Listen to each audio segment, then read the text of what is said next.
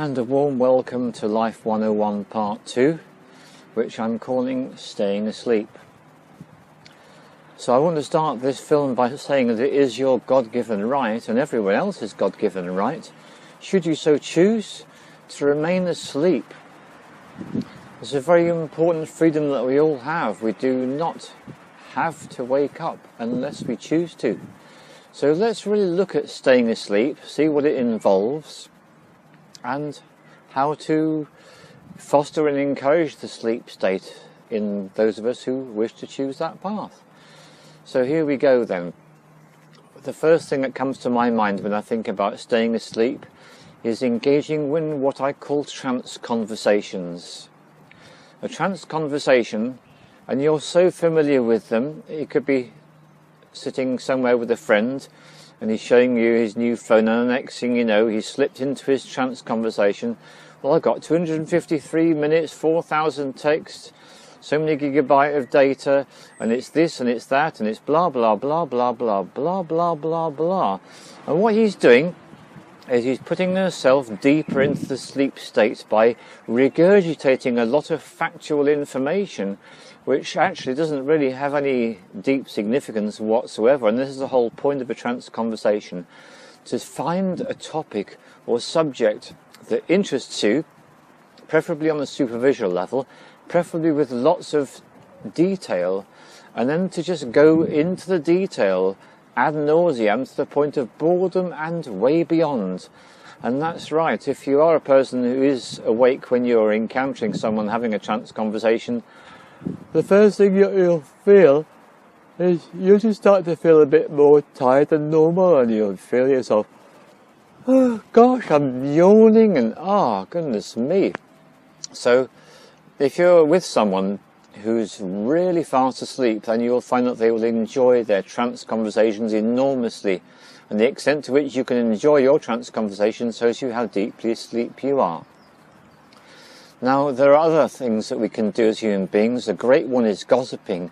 Just start to talk about someone behind their back to a third party and go into lots of judgments about them, lots of condemnation and criticism and opinion. This is a really great way to send yourself deeper into the sleep state. There's lots of practical things you can do apart from conversation. For example, let's take diet and such like things. Well, first of all, if you can find yourself eating any diet foods and drinks, this will help you enormously. They contain those substances which cause the brain to stick very firmly into the third dimensional reality, and they really do precipitate a sleep-like state. So, and don't forget the toothpastes. If you get a toothpaste with aspartame, methylsulfame, K, sodium saccharin or sodium fluoride, you know you're onto a nice sleep winner with that. It's really helpful. But all diet foods and all diet drinks will help you a great deal too. Foods containing lots of fat and sugar are really useful too. And there's something I want to warn you against. This is your enemy if you want to keep your sleep state going. Vegetables, fruits, you want to avoid them like the plague, because the problem about these little critters is that they're plant spirits. They have a consciousness of their own, which means they're potentially very dangerous to you. Now, if you're going to eat them in, say, a frozen or a tinned state, that's probably fair enough, but please steer clear of those fresh fruits and vegetables, particularly organically grown. They're not going to do you any favours. You might start getting ideas which you don't want to have, so keep away from them. Plenty of carbonated beverages, really useful. Lots of caffeine drinks, because this is one of the things that's really important to be aware of. If you feel yourself showing any signs of starting to wake up, there's a really simple thing you can do, and you're going to think of this as a tautological impossibility, which is what's so fascinating. If you find yourself showing signs of waking up and you're getting uncomfortable, take a caffeinated beverage, hot or cold, because what they do is they speed up a lot of the organs in the body, particularly the heart, circulatory system. They give a kick to the adrenals and various other parts of the endocrine system of the body, and that immediately tips you back into a sleep state. So here's the funny thing about the sleep state. The sleep state you can go into by getting into a trance-like state where everything's getting very slow and very boring. But the other thing you can do is you can hype yourself up. Just as effective. Really useful to know. So keep the coffee handy. Very, very handy stuff to keep yourself fast asleep in. So that's the drinks. Now please avoid water, especially good water. There are some waters you could drink that contain synthetic colorings and flavourings. They're going to be fine. They will help you stay where you want to be. Useful stuff. That's absolutely fine. So we've looked at foods and drinks. Now activity. It's really best, if you possibly can, to avoid any really good physical exercise because you don't know where it might lead. The best thing to do, if you possibly can, is to gain some weight, and the easiest way to do that is to sit in front of the TV, on the sofa, or in front of the computer screen and just dedicate many hours to this practice. Regard it to be your spiritual practice. It's really useful, and if you can get into watching lots of soaps, anything with a really dramatic edge, particularly where people start slagging each other off and giving each other a hard time and judging each other, that's really going to be useful to you. There are some films that are particularly useful too. Horror films, that's a good one, because as soon as you get into watching horror films, and you can really go deeply into this, what you'll be doing, but you don't need to remember this at all. What you'll be doing is you'll be nourishing what are called hungry ghosts, which are the remains of dead people with very strong desires for pain and other such feelings. Now this is a paradoxical thing. You might think this is going to help your awakening process. It's okay, it won't.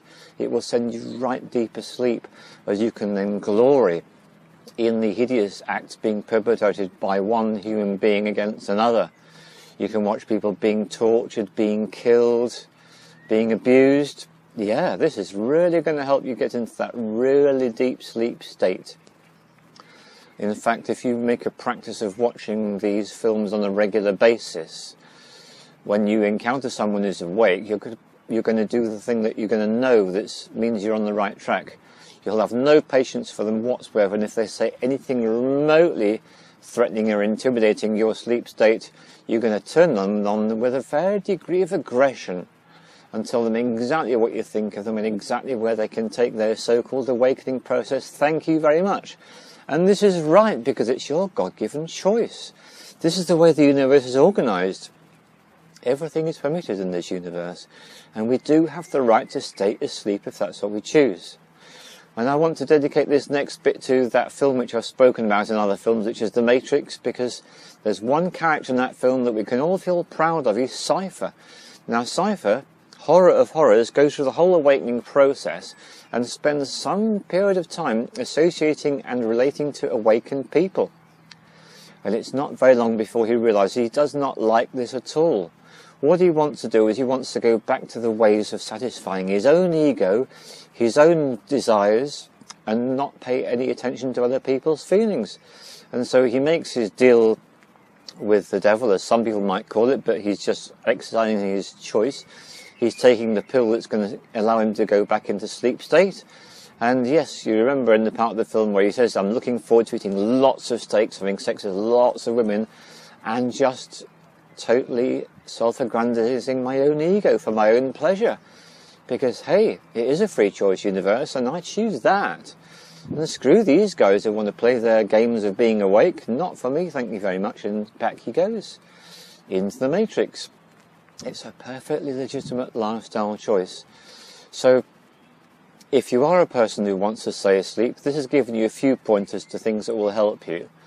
The other thing is, of course, it stands to reason, and it goes without saying, keep away from people who are showing signs of awakening. They are not going to be doing you any favours. And take up lots of activities which distract you. Sports are wonderful, particularly if you don't participate, but you watch other people performing. This is really good, very satisfying and enjoyable. Buy new gadgets. Buy new clothes. In fact, just earn as much money as you possibly can. Get a job that pays you a huge amount of money and spend as much time as you can either working to earn the money or going out shopping to buy the things that you know that you really want.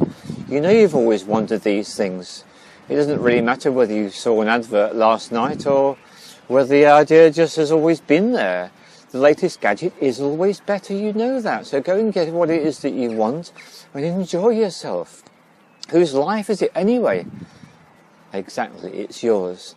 So enjoy your sleep state, and long may it persist, as long as you are happy being asleep. Thank you very much.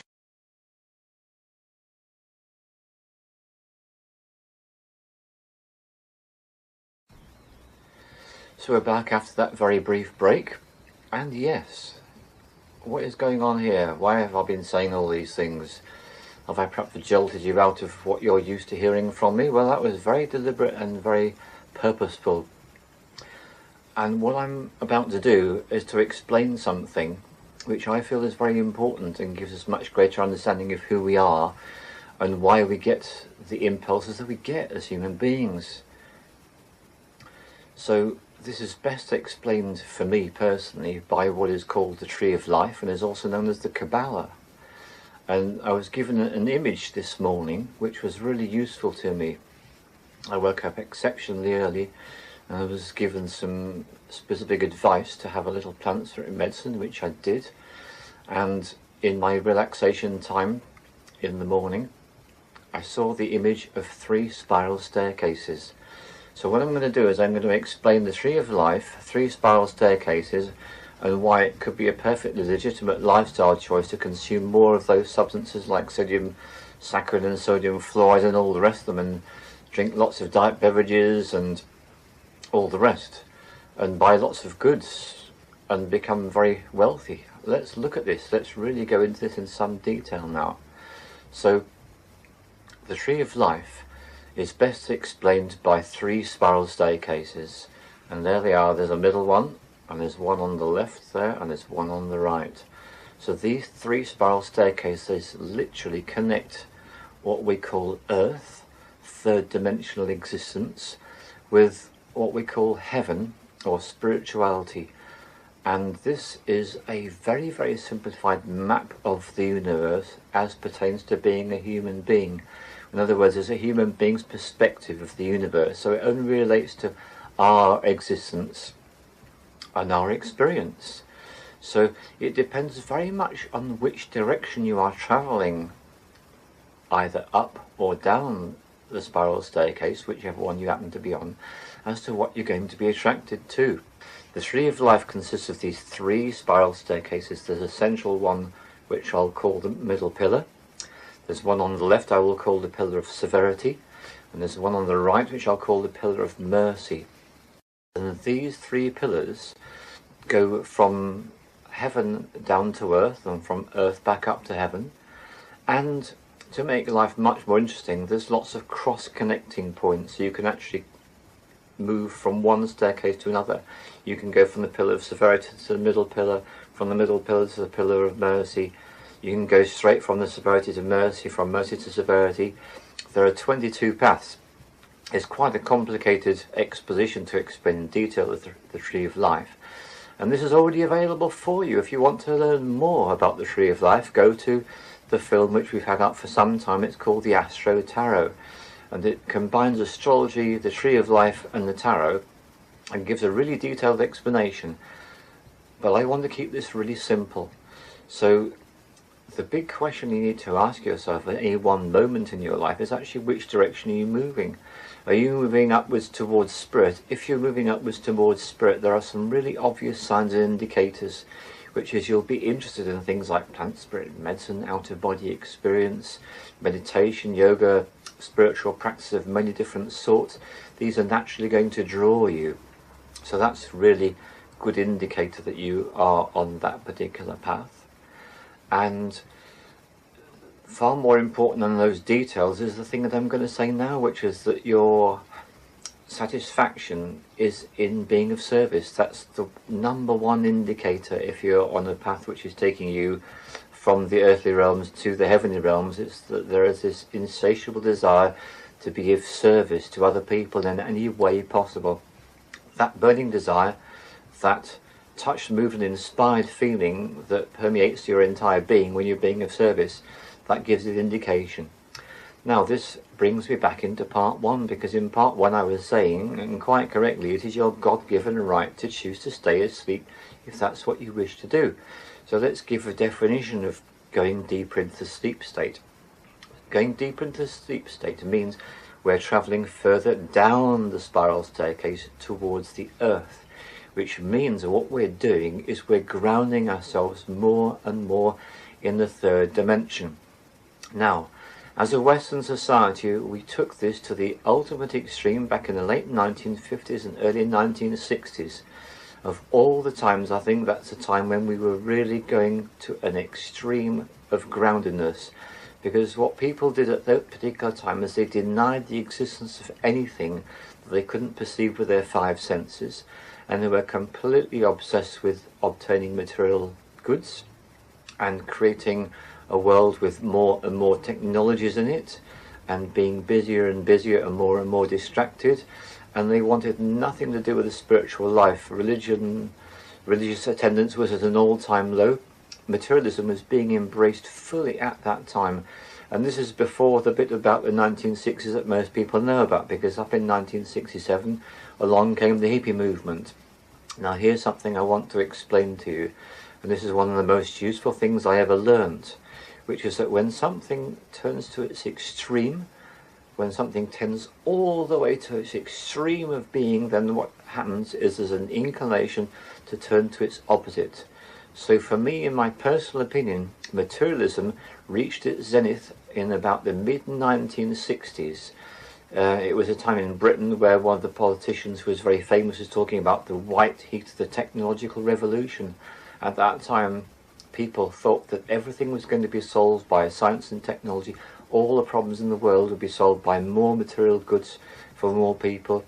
And people looked forward to a time when automation would mean that all the menial jobs would be done by machines. It sounds very strange in hindsight, but that was what people were feeling at the time and thinking at the time. And there was no interest in spirituality. In fact, people who were involved in such things as shamanism were condemned as imbeciles. And I used to watch films on TV at that particular time, and the shamans were called witch doctors, and witch doctors pranced around like idiots. That's the whole message that was being presented at that time. So here's my point. My point is that at any one time, you're going to be feeling a stronger inclination either towards a material existence, in which case you're going to be moving down those spiral staircases, and you're going to be embracing things like money and the material goods and all the different substances I recommended that will help to keep you more enmeshed in the third dimension, and all those activities like gossiping and all the rest of it I mentioned. This is all part of grounding. Now if you take grounding to an extreme, then what happens is you get the opposite thing tends to develop in you, where you get an inspiration to become more of a spiritualized person and an inclination towards being of service to other people. So this is what the Tree of Life shows us. It shows us that at any one time we're either moving more into manifestation, or we're moving, that's downwards, or upwards, more into spiritualized existence. And this is where I want to really take it as far as I can, because I find in my own personal life that on a daily basis I get an inclination to be more grounded, more material, and that's when I want to be engaged in physical activities. I want to use my body, I want to exercise, I want to engage in making things or doing things, I want to wash the dishes or clean the floors or whatever it is. And then there comes a time in the day when I feel like, that's it, I've had enough of all that physical stuff, of that material stuff. What I want to do is I want to calm down, I want to slow down, I want to become more reflective, I want to get more meditative, I want to become quieter and more open to the realms. And that's my personal experience. So I relate this to standing by the seashore. When you stand by the seashore for any length of time, what you're seeing is you're seeing the waves coming up and down the beach. And if you stand there for 3 or 4 minutes, all you can notice is that the waves are going up and down, up and down. There appears to be no obvious progress. However, if you stand there for 2 hours, you are very, very clear the tide is either going out or it's coming in. So I'm going to use the analogy of the tide going out as the process of materialization, and the tide coming in as a process of spiritualization. So if you look at yourself on a daily basis, you'll notice you'll get inclinations to become more material, more concerned about money, more active, more dynamic. And then you're going to have other times when you feel like more reflective, calmer, wanting to become quiet, not engaged in conversation, just be still and meditative, and more connecting to the multi-dimensions. So this is what I want to share with you, is that the staying asleep is a lifestyle choice, and I really do mean it. It is your God-given right to engage in practices which encourage and foster the sleep state, if you so choose. And if you so choose, it is also your God-given right to let go of those practices which tend to ground you so firmly that you tend to get stuck. And this has been the human story. A big part about the human journey to me is when human beings forgot that we're all one. They forgot the connection, and they became so engrossed in their ego desire gratification that they dedicated lots of time to earning a lot of money and being very distracted with the material things. So the idea of this film really is to say, hey, make use of this information to see where you are on a moment-by-moment basis in terms of where are you at in your day, and then in the bigger picture, what is it that touch, moves and inspires you? And the idea of these series of films on Life 101 is we are exploring and looking in detail at different ways that you can make choices to help you. Let me give you an example now.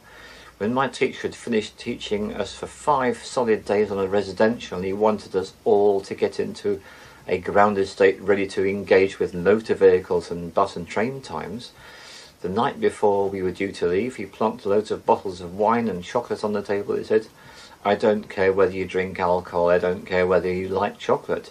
Drink some alcohol and eat some chocolate. These will shut you down. They will ground you into the material realms and take you out of the multidimensional realms which you've been exploring so thoroughly with me over the last number of days. So we can make use of such things. There's another classic. If you are someone who wants to do the plant diet for the plants for medicine, everybody knows the 2 foods you avoid are pork and salt.